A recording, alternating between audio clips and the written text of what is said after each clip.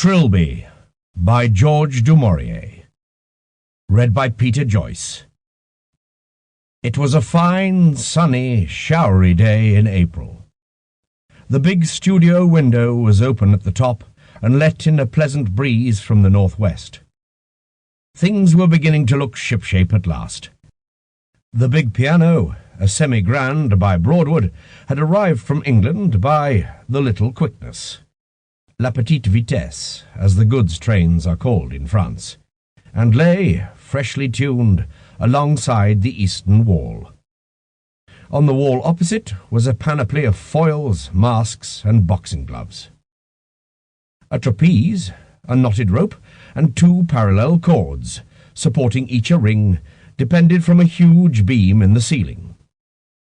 The walls were of the usual dull red, relieved by plaster casts of arms and legs and hands and feet, and Dante's mask and Michelangelo's alto relievo of Leda and the Swan, and a centaur and lapith from the Elgin marbles. On none of these had the dust as yet had time to settle.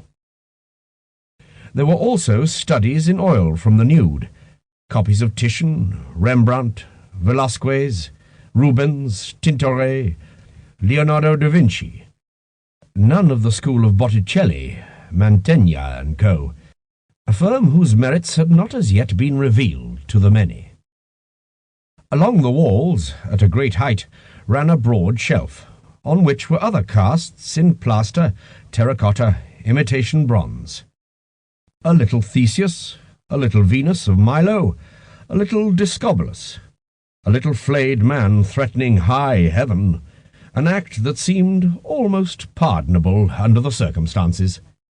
A lion, an anatomical figure of a horse, with only one leg left and no ears, a horse's head from the pediment of the Parthenon, earless also, and the bust of Clytie, with her beautiful low brow, her sweet wan gaze, and the ineffable forward shrug of her dear shoulders that makes her bosom as a nest, a rest, a pillow, a refuge.